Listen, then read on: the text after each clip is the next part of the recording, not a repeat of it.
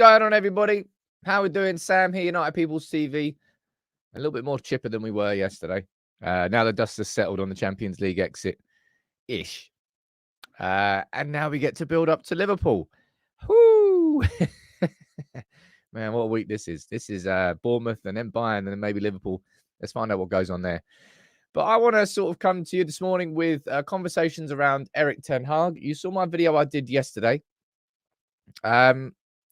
I just wanted to do my video, get my opinion sort of clearing out there, and I can always point back towards that video. When anybody asks my opinion, you know, some people like try to drag you into a conversation about, oh, Erik Ten Hag in, Erik Ten Hag out, this and that, and it's not something that you can properly articulate in a response in a live show.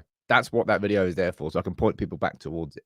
I'm going to speak through Ten Hag, what the Athletic are reporting, what the Telegraph are reporting, and also I'm just a bit annoyed to see that this sort of nonsense around Graham Potter is being given oxygen. I'll speak about that. Then we're going to speak about Rafa Varane. Laurie Whitwell reporting that he might actually be leaving. Well, his contract might actually run out an hour earlier than everybody thought. Bit weird. We'll also then run through conversations ahead of the Liverpool game. Speak about Horden, speak about Scott McTominay, speak about tactics, all that jazz. All right. Good morning to everyone. Let me see who's down here from the member gang. Can I just say this before we start? Yesterday was pretty awesome, man. Honestly, I think I've told you this a million times, but definitely one of the things I'm most proud of in my life is the community we've genuinely built here, like an actual community. For all those gifted memberships happened yesterday, and I also know, by the way, there's still quite a lot of you who are struggling to connect your YouTube account to Discord. I spoke to Joe about this yesterday. I think it's because it depends on what phone you're using, but it's not that easy. So what I'm going to try and do today is like a guide video that will, as when you join Discord, how to connect your YouTube account. Because if you remember on there, you automatically then get added into the other member channels, which you won't be able to sometimes. Well, I think a lot of people are struggling with that. So I'm going to try and get that done today as well. Let's see who's down here from the member gang. So look. Baggio, good morning to you. Andy, there's going to be some new names here. Ian, we've got Amy, Joe, Carl, Josh, you're there as always. Stephanie, Gaminda, Flash, Maddie, I can see you there too. We've got Matt Bird, Siegs, we've got Richard, Sue, Beckett, Monkton, John, Nikhil, Lone Wolf, Glenn Douglas, who's on Facebook. We've got Copsin, we've got Neville Lewis, good morning to you. Musa, we've got Junior Francois, and we've got Alan Decker, watching from South Africa. How you doing? Good morning to everybody. And good morning to, man, look, Alex, you. Man, I love this place. I love this place. It's nice to have I feel like a level-headed place to try and come and chat through the madness of what is Manchester United now. And it's just continued madness. And Alex down there, lighting up the Christmas tree. With 10 of these. Honestly, there's more presents in here for everybody than I think you will ever see anywhere. Honestly, YouTube seriously has to do a case study on this community. This is the one, man. This is the one. If only United were anywhere near as positive and good as this community. That's 10 of you that can join the Discord. Well, not actually, everyone can join the Discord. It's free, but 10 of you can join the members gang in the Discord. Now, if I can, to kick off the show, please promote the podcast, okay? You know what we're doing now. We're trying to do 2 episodes a week. First of all, it's hard because United are terrible. Second of all, it's hard because getting everyone together. But last night was a proper full house. It was me, it was Jake, it was Alex, Chris, and it was Neil. There's 5 of us on a podcast there, all talking through that game against Bayern Munich, the Champions League exit, the problems that we saw, the problems we've had in the whole group stage. It's kind of like the final closing the book on what was a miserable Champions League campaign. I'm going to try and put that to the back of my mind as quickly as I possibly can, just before we go to Anfield. Yeah, so we speak about all that. We speak about Anfield predictions, all that jazz. If you'd like to listen to it, please go and listen to it on wherever you want to listen to it. I think it's on Spotify, Google, Apple, wherever you want to listen to your podcast. And if you can, just leave a review, because it's no mean feat doing a twice weekly podcast whilst we also do 5 live. I say we, me. Do 5 live shows, 6 live shows Monday to Saturday, and recorded videos every day as well, and short content too. I'm leveling up all the content everywhere. That's why we're bringing in a team, because you keep supporting it so much with the community. That's why I keep wanting to do more and give more back to you. And that's why I did this video yesterday, because there was so much you could see what was being stirred up in the press and just like whipped up everywhere around Erik Ten Hag. And I've got to say, like, I normally don't I try and avoid using names or other channels, but I'm seeing, like, in the same way that I've researched this show this morning, and I've gone through all the news, and I've chosen the headlines which I think fairly represent what's correctly being reported out there. There is a live show over on United View talking about Graham Potter being lined up by United, and there's a live show on United Stand saying, "Oh, Ratcliffe is replacing Ten Hag with Graham Potter," and I'm like, where the fuck is that coming from?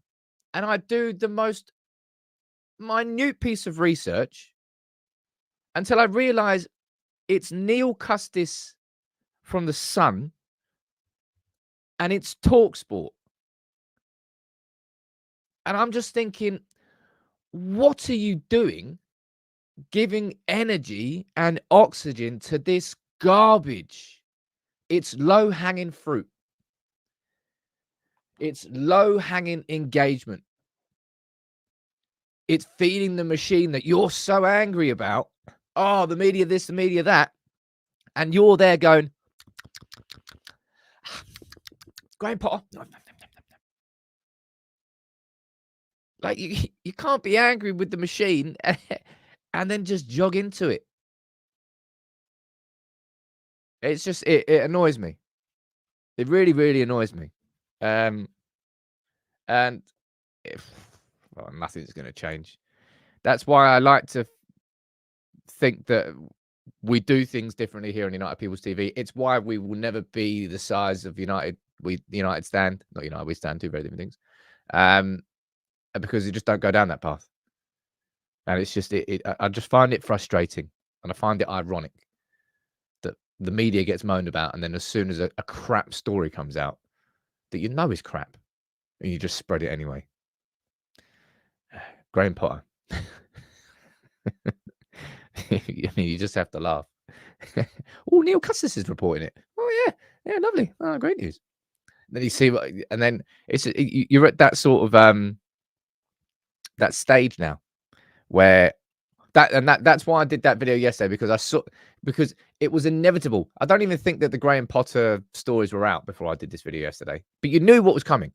You knew exactly what was going to come out in the press about different managers getting linked, reports coming from Germany that Ten Hag could be the new coach in Dortmund, this and that and anything. And that's why I wanted to sort of cut through the nonsense. I did that video yesterday. It was kind of a different video than what I normally do. I just got my notepad out, just wrote all the notes down. There wasn't anything visual on screen. It was just kind of my opinion. So I tried to make it a little bit different, and plenty of you commented on it. And I wonder what it is what would you, if you had to have your own sort of guess, right? If you were to have your own guess as to what the split is among United, because I know full well, hands in the air, I know that not every United fan shares the same opinion as me, okay? That Erik Ten Hag should be given time, which is what is happening. What would you say the split is among United fans for those that do think that Ten Hag should be given time and those that feel, nah, sod that, get rid of him, get him out? What would you say that split is, percentage-wise? Curious to know what you think there. Oh, man, look at that down there as well. We've got Danny gifting 5 memberships and Jimmy Deans coming in with 1. 6 memberships, 16 already. 16 of you getting involved. By the way, just to let you know, next week, prepare yourselves. Going to be doing a big old Christmas quiz on Discord. If you want to get involved in that, some fun things coming up, some engaging things. There's a gong for the 6, the Super 6. Anybody ever got close on the Super 6 on Sky Sports? I got nowhere near. I've never got anywhere near. Right, I'm going to see what you think down here is a percentage split. John, you're saying don't mention other channels. It doesn't suit you. I know it doesn't suit me, but dude, it just frustrates me because it's giving oxygen to things that just do not deserve oxygen. And to change the status quo, you have to put those fires out rather than wafting them further. It's off, man. Come on, Graham Potter. Man, come on, man. Ratcliffe's not going to do anything. Nothing's going to happen around Ten Hag, let alone Ratcliffe going, yeah, go on in. Yeah, bring Graham Potter in, just boot him out. Yeah, quick. Right, let me see what you're saying about the percentage split. 60-40 says Chris and Ricky, and CP, you're going 60-40. Ian, you think it's 50-50. Biker Boy, you're saying 70-30. Gaminda, you're saying 80-20. I don't know what it is, if I'm being totally honest. I like to think it's probably around about the 75-25 mark.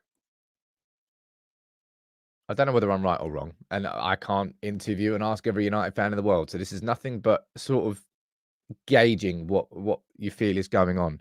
But as it stands, Erik Ten Hag. Now this may well just be a happy coincidence. In part, let me explain that.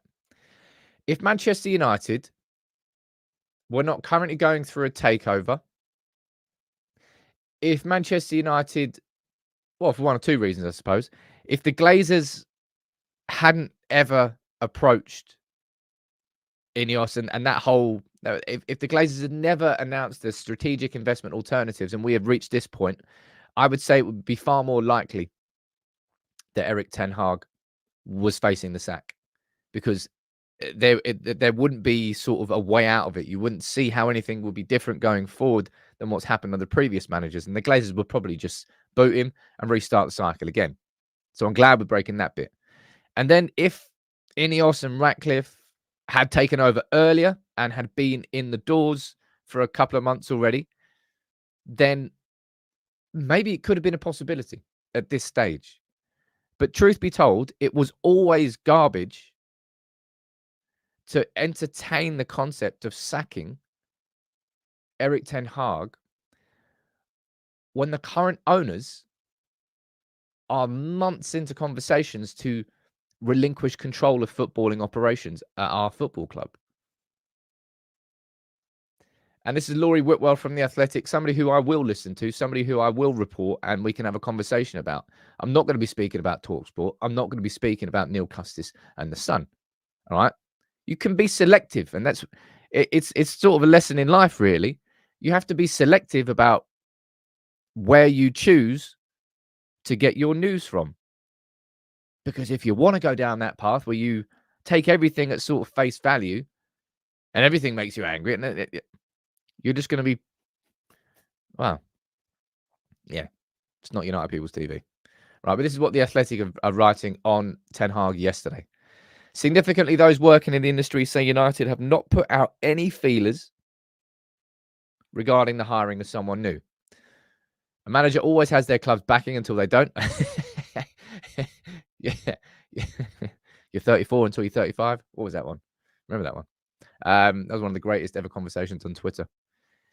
Ten Hag's saving grace beyond having the backing of those above him at the club is that they will be reluctant, even powerless, to change course and dismiss him. His future will be under the microscope once the INEOS deal goes through. And this is absolutely the right thing to do. And just this is completely correct. All right.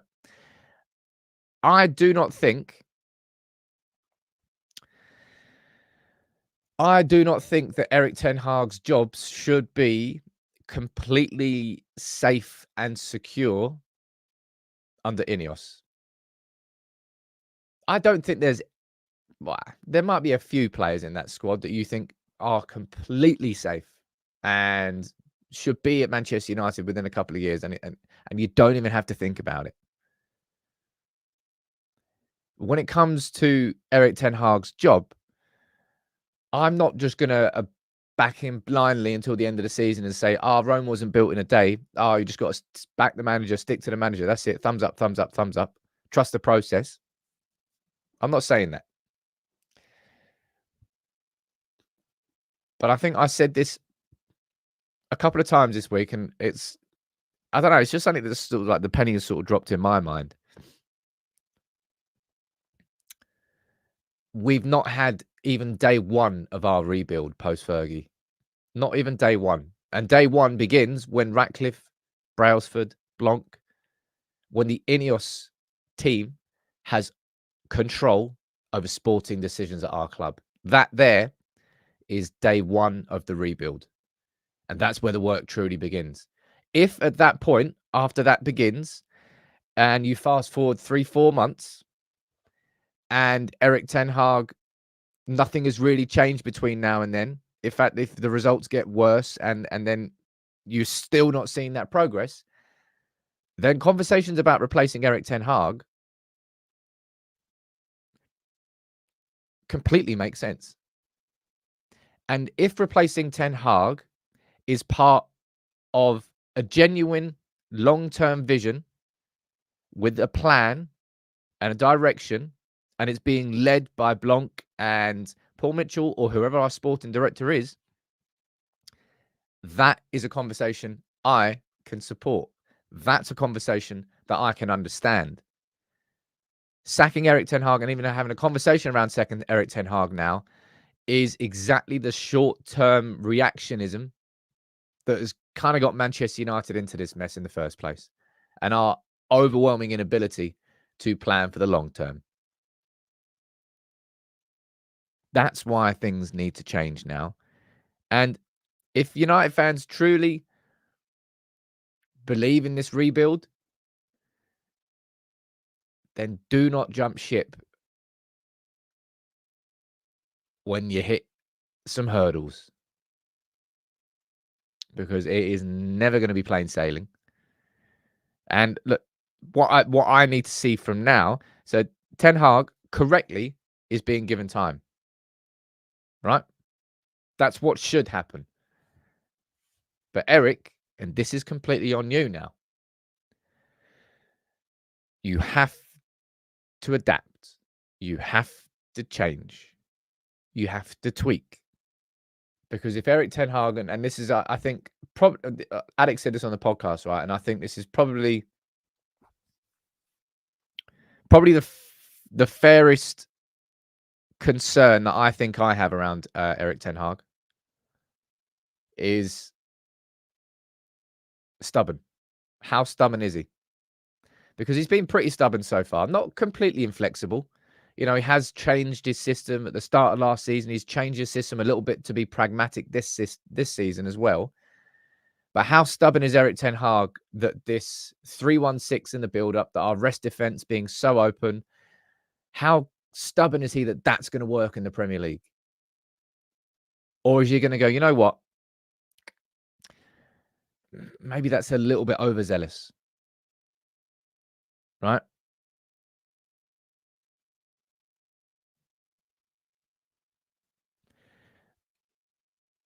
Ten Hag has to change it and switch it up, and that has to start with Liverpool. If Manchester United go to Liverpool this weekend with that same approach, with and because of how we play the system, you all of a sudden, so often you get our defensive midfielder joining that aggressive attack, and all of a sudden it gets a ball over the top, and you're like, mate, our two centre backs are exposed about 60 yards away from our goal. It's like, no wonder everybody just runs through on us. Erik's got to improve that. Now, tomorrow will be my Liverpool starting 11 video, and I'm going to go as in-depth as possible on it, on the tweaks that I think that Ten Hag can do, and the tweaks that I think he needs to do. And I'm going to go down here and read a few of your comments. I always find it interesting having these conversations with you in the morning. Nev, you're saying Rome wasn't built in a day. I think those sorts of cliche statements are equally as frustrating as, just sack Erik Ten Hag. Rome wasn't built in a day. Support the process. Back the manager. Just the big general ones.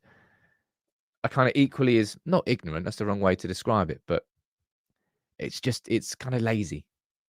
It's not as it's everything is just more nuanced. It's not as simple as in or out.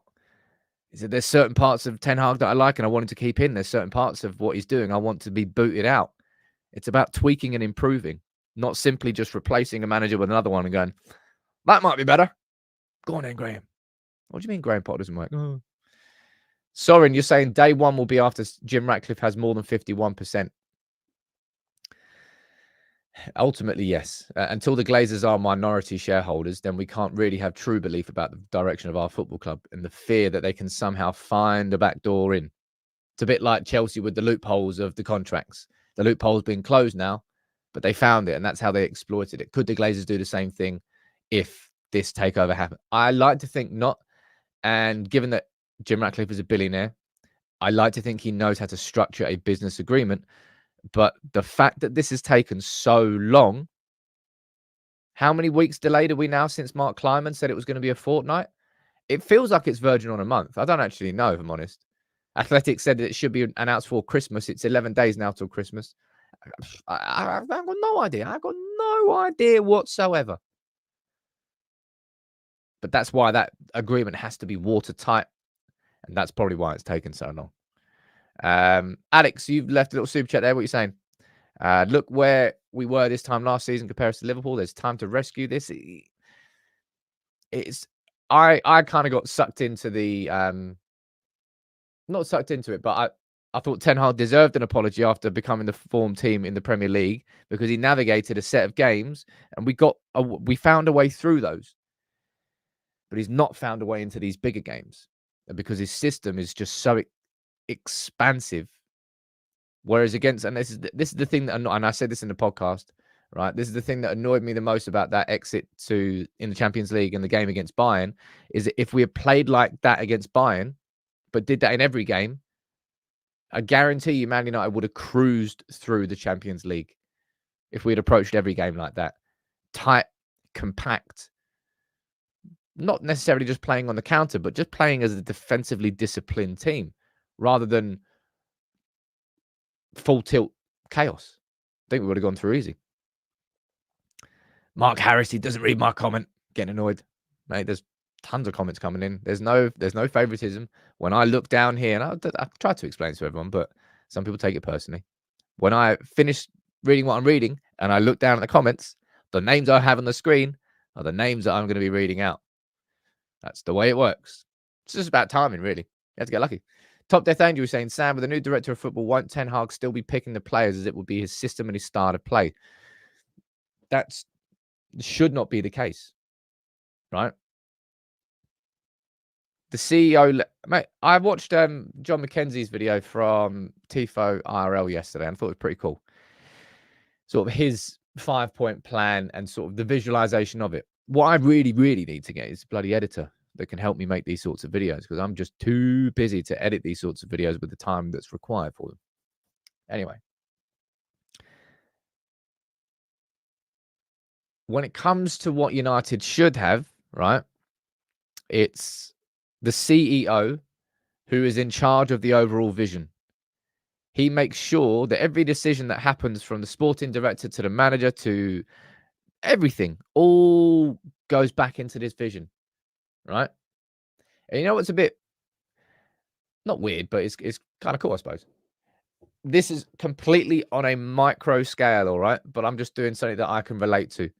So United People's TV it's been pretty damn cool these last few months. Expanded the team a lot, and it's been wicked. And that's why we've got such a decent team in place now to sort of be able to do everything that we're doing across all the different platforms. But I realized whilst doing all of that and focusing on the short term, I had lost my own vision of where I wanted United People's TV to be in 3 months, in 6 months, in 9 months, in 12 months. Because when you are so busy on the day-to-day, it's kind of hard to pick your head up, look up there and kind of see where you're supposed to be. And that's what Manchester United is and has been without a true sporting director. It's always been about looking down, what's the short term, who you're playing next week, who do you want to sign in the next window, good. That's pretty much as far forward as United can look.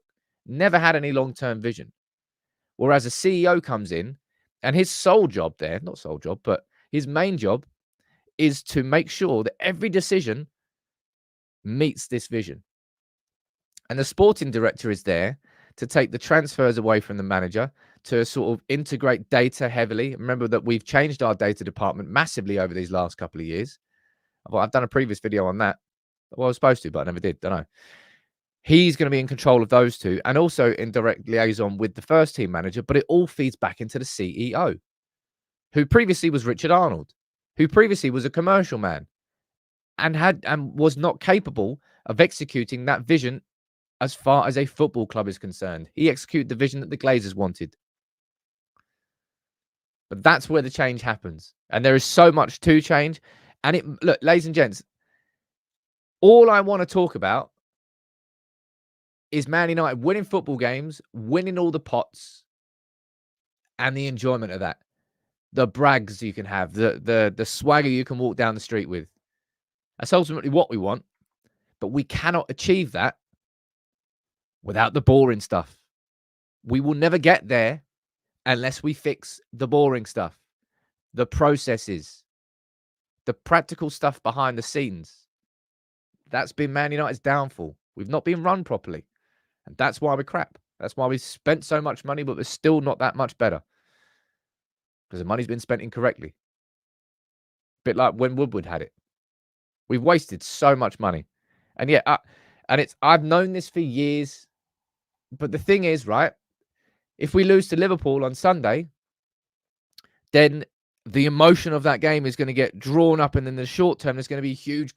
Like, if we go and get fucking steamed against Liverpool on Sunday, it's going to be really hard for me to sort of pick conversations out of my head around about Erik Ten Hag, because I will lose track of that long-term thing that I'm talking about today, because I'll be so swept up in the chaos of what that means in the short term.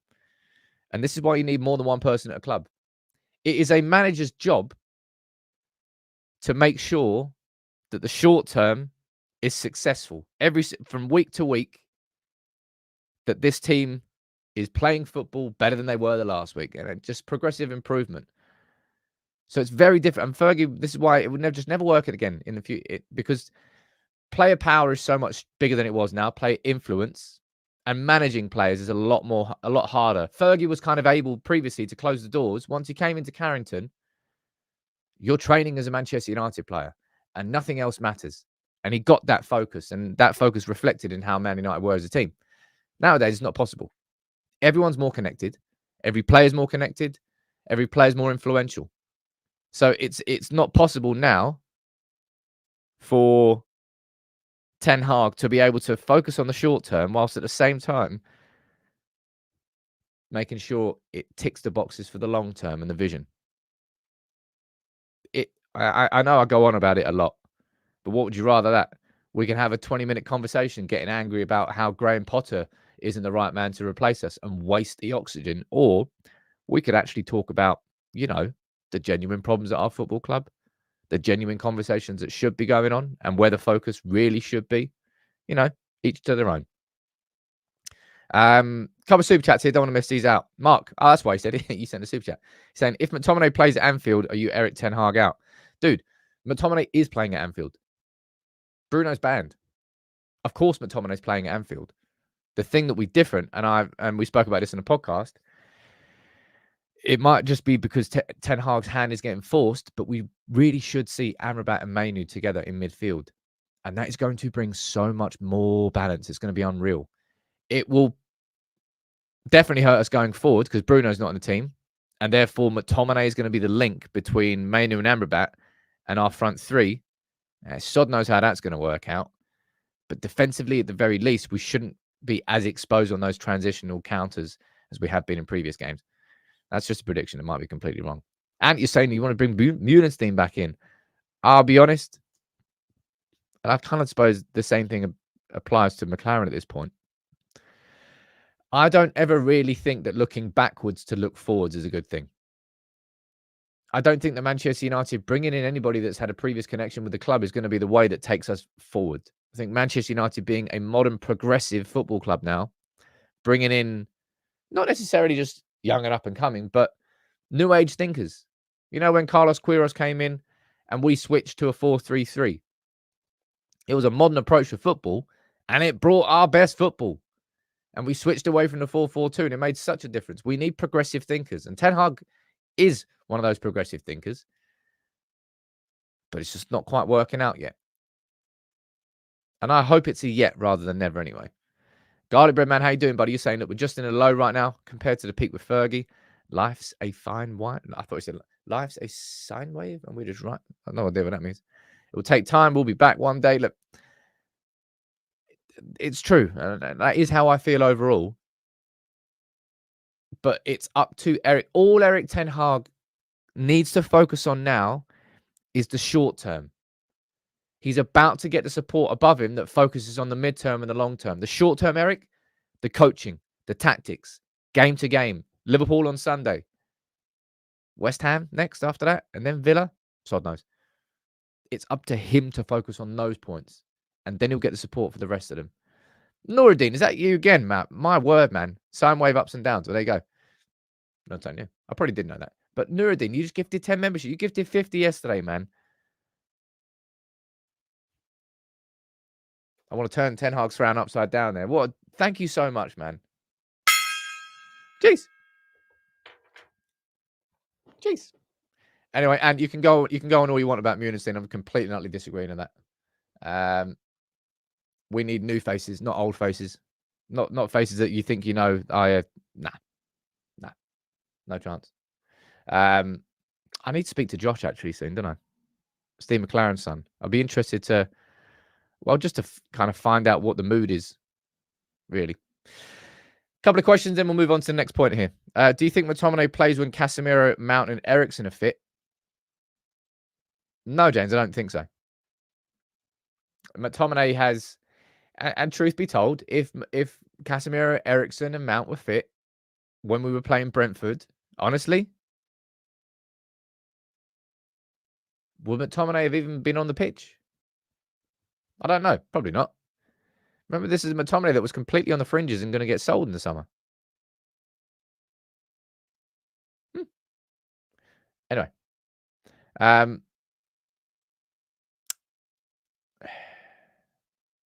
Right. Let's move on to Varane. Let's have a conversation. This is a strange one. I'm not sure if you saw this yesterday.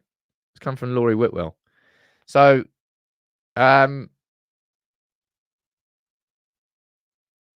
Varane signed, well, what we thought was, I think, a 4-year contract. Anyway, signed. I think it was 2021 when he was signed. I think so. Anyway, we thought that Varane's contract expired next summer. However, Laurie Whitwell was suggesting the opposite down here. Rafa Varane could become a free agent in the summer when his contract with his contract at United set to expire a year earlier than previously publicised. The terms of Varane's contract are such that his current deal with the club expires at the end of the season with the option of an additional year. However, discussions about his future will need to occur sooner than that, with the 30-year-old able to talk to foreign clubs in January. So Laurie Whitwell was saying and reporting that what had been reported previously of Varane's contract expiring next summer is actually incorrect. And it actually expires this summer. That additional year isn't sort of immediately, I don't know, immediately exercised or it doesn't apply. I'm not quite sure. I'm presuming that if there is a trigger there, Manchester United will press that trigger. But also, it's about replacing. That's the hardest conversation that surrounds any of these players that we're speaking about, right? Because we can speak about Rafa Varane and we move on here, and this is from Rob Dawson from ESPN saying United are planning multiple departures, first team departures in the January transfer window. And you'll see there's plenty of names in there. Jadon Sancho, Donny van der Beek, Anthony Martial, Rafa Varane, Casemiro. There are a ton of players that are named and mentioned. With Rafa Varane, I think it's perfectly reasonable to suggest that he could leave in January, right?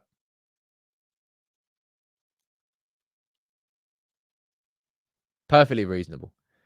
I also think it's perfectly reasonable that a Saudi club would come in. Varane and Casemiro are like the archetype signings by Saudi clubs that they have been making. They've made some. Was it Gabriel Veiga from Celta Vigo? I think it was. Remember, he was up and coming young. He didn't get linked with City, and then he went across to Saudi. But typically, they've gone after the likes of Benzema and Ronaldo and these big established names that already have that are coming towards the end of their careers. And that's where Varane and Casemiro would sort of really, really tick the box. Multiple Champions League winners, serial winners, huge names, big Galactico type signings, I suppose. If Varane and Casemiro were to go. I don't personally think Casemiro, there's much chance of him leaving in January, and nor do I actually think it's a good thing. I would like to see Casemiro stay for the rest of the season at the very least, and I would like to see him being used as part of a midfield duo alongside Amrabat or Mainu, which I think would be very, very good, but let's find out. In the summer, though, yeah, I do think we should move Casemiro on, and yeah, I do think we should replace him. Varane's an interesting one, because while I think that selling him in January is a concept, it's not an outrageous concept. You can't let him go without properly replacing him. And there's no point letting Varane go unless you can be properly replacing him with a genuine target, like someone like, whether it's Todibo, whether it's is Diamandi, I think, is a right centre back as well. There's a couple of others too. Edmund Tapsoba could be one. I don't know whether United are going to have the money to then bring in that replacement for Rafa Varane. Nuruddin, you're saying I will sell Varane or Casemiro for any money. We start near. I wouldn't go anywhere near as far as that. But part of all of this, right? And if we go down here and we go back to the Telegraph, I believe it's written inside here, and we talk about what's happened post the Champions League. Let's have a look. Right there. When it comes to January transfer plans, Manchester United, and yeah, we have to read this together. It's a little bit. There's part of it which I find like really quite staggering. But United going out of the Champions League at the group stage means that there's going to be a roughly 20 to 30 million sort of dent, is what it's called, in the club's budget, which means Manchester United, look, Manchester United have budgeted and planned for this team to reach the quarterfinals. Now, bear in mind, in only 2 out of the last 10 years before this competition, so only 20% of the time have we reached the quarterfinals. So that was optimistic, to say the least.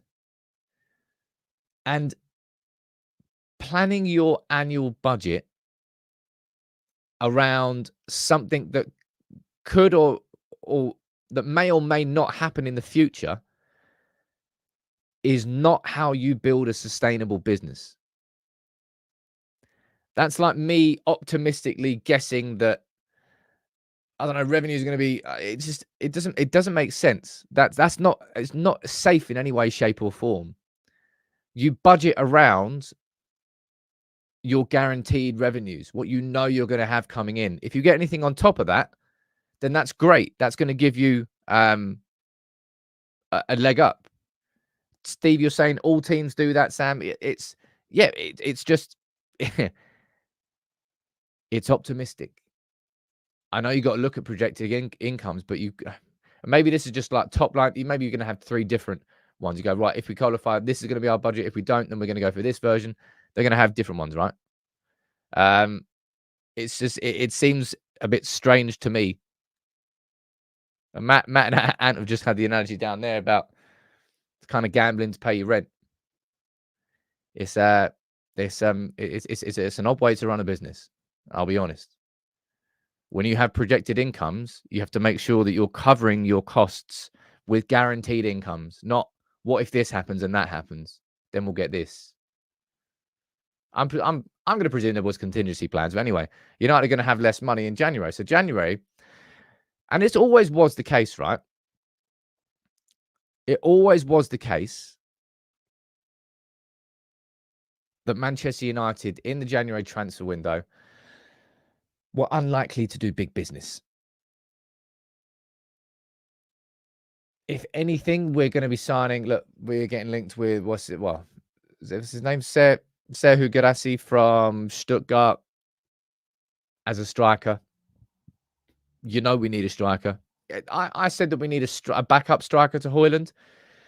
It's probably the wrong way to describe him. We need an alternative to Højlund. Whether that's stylistically or just physically. I mean, realistically, you should really be getting someone in who's got the same sort of profile as Højlund so that you can play the same with and without him, which is what we can't do with Martial. Anytime Martial plays, our whole attack has to be built differently to when we've got Højlund in, which kind of makes it difficult for any sort of consistency going forward. I think the best case, and I'm going to do my video probably, I don't know, after Christmas, between Christmas and New Year, the little dead zone. I'll do like a video on my January sort of transfer dream and my sort of January transfer predictions. Because I think in an ideal world, honestly, we'll see Sancho go, we'll see Van der Beek go, we'll see Martial go. And if those three were to go, that would be worth somewhere in the region of $500,000 to $750,000 a week in wages.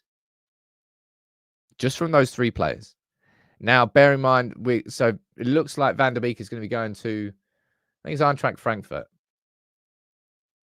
We're going to have to pay part of his wages because ain't no way that Eintracht Frankfurt are going to be paying that. So we're going to have to pay for Van der Beek not to be at our club until the summer.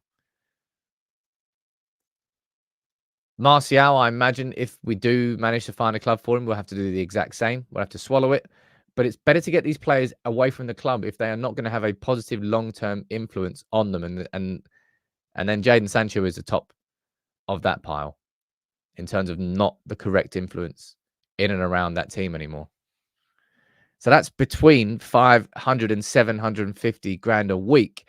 And I haven't even spoken about Varane or Casemiro. Oh, man, my God. The amount of huge earners at this club that just really are not integral players in the first team is just, it's staggering. And if there's one thing that we need a sporting director to get hold of at this club, truly, it's everything to do with signing players and it's everything to do with paying players and the contracts that we give them. Those two things are at the absolute core of what is wrong with this football club. Sancho's on 300 plus a week. Martial's on 250, I think he's on. Varane and Casemiro, being on the wages that they're on, the players that we signed, it made more sense than the others, that's for sure. Although you look at it now and you go, "Whee, that was a lot."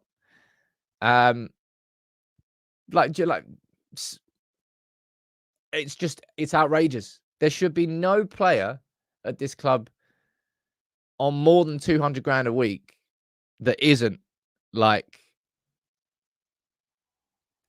a fundamental player in this squad. Like, you just can't play without him. We've become a hotbed for lazy millionaires. We're like some sort of secluded community where you've got, I don't know, that's kind of what it feels like. Like, I don't know, some Miami mansion estate where the players just kick back. Madhouse is saying that her top earner at Newcastle gets 150. Yeah, that's because Newcastle are massively overachieving for this current squad they've got. I don't think that's a fair comparison. Man United is one of the 3 biggest clubs in the world. The only other 2, no, Man United, Real Madrid, Barcelona, Bayern Munich, and I think I would still say Liverpool. They're in the top 5 in terms of fan base, in terms of maybe not expectations are going to be the same between all 5 clubs, but overall, as global footballing brands, I think they are the 5 biggest. So if January turns into, I know that January wants to be a window where we sign the right-sided centre-back that we need, that we sign the striker that we need, that we get in that powerful central midfielder. It's not going to happen, really, is it? We know that. We already know that. Let's not go into January with these huge hopes and expectations that we might do something, because realistically we won't. But what we can do is genuinely clear the decks. And that's where, if I'm going to try and pull one positive out from us playing no European football for the rest of the season, it is that. It's the fact that we are going to be playing once a week. And if we're not playing once a week, it means we've got a domestic cup game. That's where you can utilize your squad. We've got one big game a week. It should help with the training. It should help with the fitness. It should help with the recovery. And you don't need as big a squad to achieve that. Therefore, you can get rid of more players in January than you otherwise might have been able to do. And I hope that's where we somehow turn the negative of the European exit into a bit of a positive for the overall rebuild of this club. Or saying we might not get European football next season. It's an absolute possibility, man. I think Newcastle going out of the Champions League, by the way, last night, bottom of their group. They did have a group of death. But I think that means that the coefficient isn't looking good for England, which is likely to mean that there's only going to be 4 teams that get the Champions League next year. Because if United and or Newcastle had gone further in the Champions League this year, the coefficient ranking of England would have gone up to the point where we would get the extra 5th place. And I don't think that's going to happen now.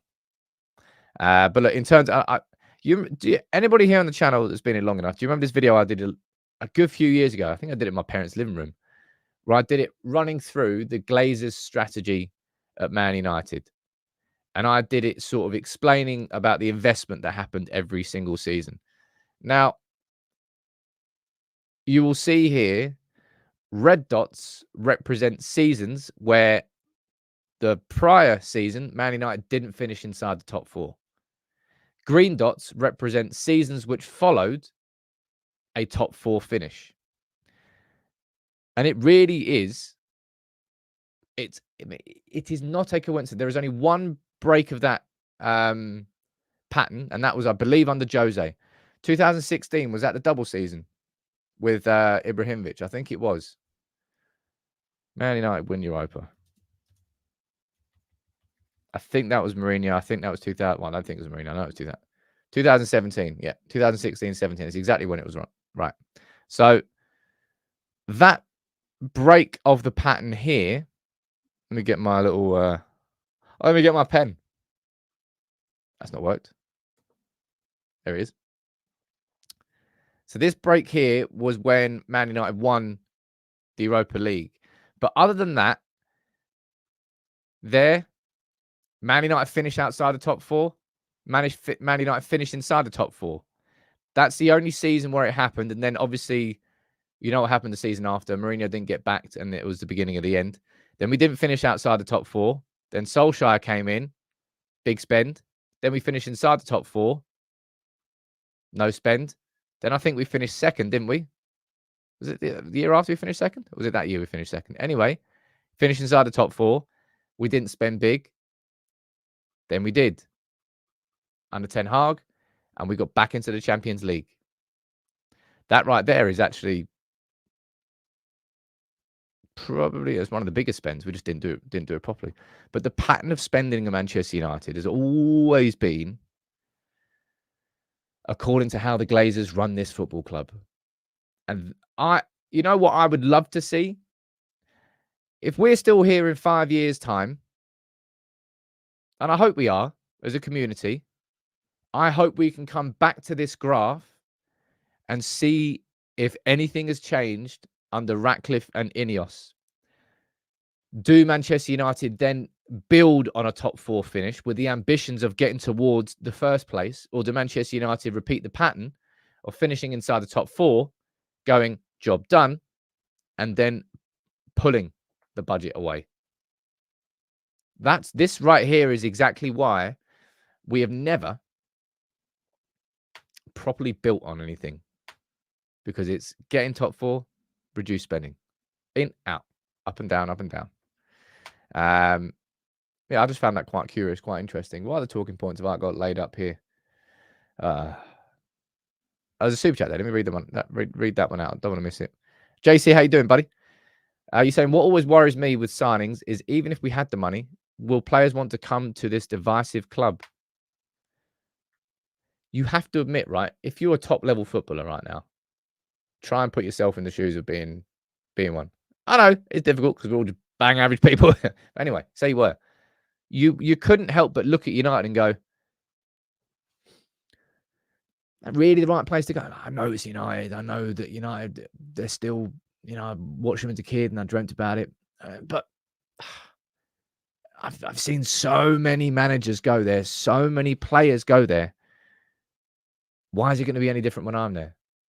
And you're going to kind of need convincing. I think this summer, for the first time in a long, long time,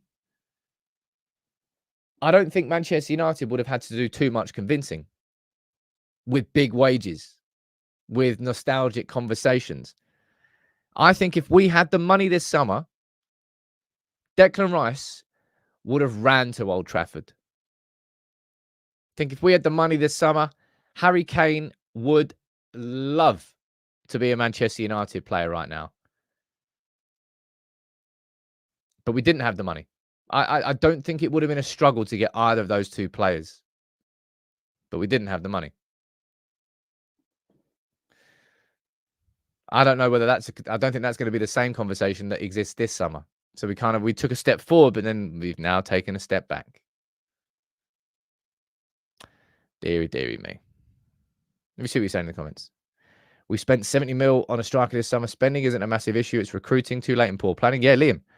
I've always said that this summer the money wasn't there for the levels of players that we wanted, because we had the ambitions as fans for Manchester United to win the Premier League, and to win the Premier League you need the best, and to get the best you have to pay the best, and the best is more expensive now. Declan Rice and Harry Kane, easily the two standout players in positions that we needed desperately to recruit in, and a right centre back as well, because so am I. But we didn't have the money this summer. We know we didn't. FFP, we're right on the edge of it now because we've been paying. I can't be asked to speak about FFP. I'll put me in an even more down mood. But look at this, right? It's kind of a separate point here. This is a data chart looking at the top 7 leagues, midfielders, and looking at their creative output, plotting them all on a scatter plot graph together. Where do you think Scott McTominay is? Right? On the x-axis, I think that's the x-axis. X-axis here, you can't see it there. It says key passes per 90 minutes. Anyway, simply put, right? The further along the graph that way you are, the more key passes you make per 90 minutes. The higher up you are on that axis, the more expected assists you have per 90 minutes. Where do we think McTominay is? Let's scroll up here. Let's see who's the best. We've got Pedri. You got there. You got, of course, there's Bruno Fernandes up towards the top right, as always. Florian Wirtz at Bayer Leverkusen, really exciting player. Musiala, man, he was good against us. James Maddison. And let's just scroll down there. Jonathan, you're saying you're becoming obsessed with McTominay. I just have complete clarity on how central he is to our problems right now. That's not an obsession. That's just clarity. Anyway, McTominay. Yeah, he's literally there. He's quite literally the bottom left of all creative midfielders inside Europe's top 7 leagues. Like, I'm not making it up. I'm really, really not making it up.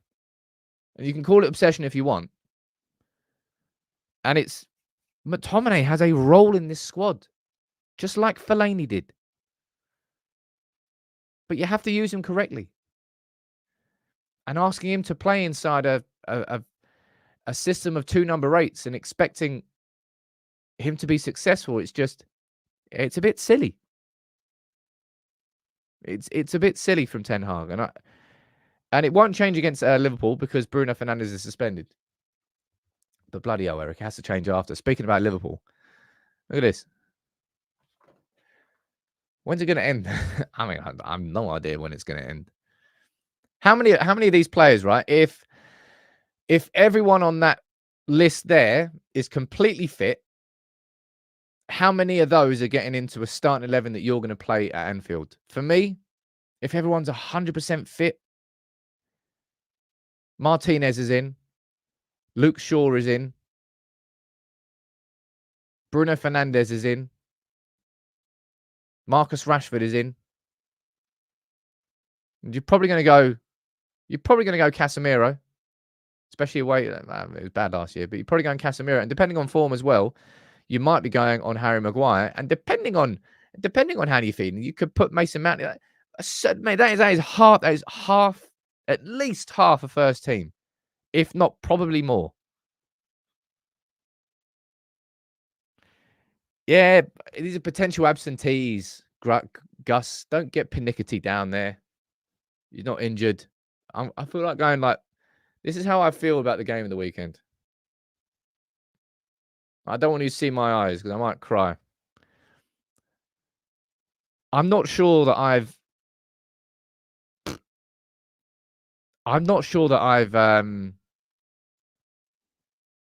looked forward to a game of football less than this game on Sunday. And it so happens to be my first trip to Anfield.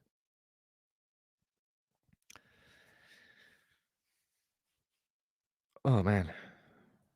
I think it was last season when we played Liverpool. It was after we won the League Cup. Yeah, we weren't playing the greatest after the League Cup, but this here feels terrifying. And you have to imagine, right? You have to imagine that the players feel that too. If we feel it as fans, the likely truth is that the players are sort of the players are feeling that too. Piro, you're saying hopefully you'll bring us luck. I mean, I hope I bring us luck. Some sort of Solskjaer juju. I don't know.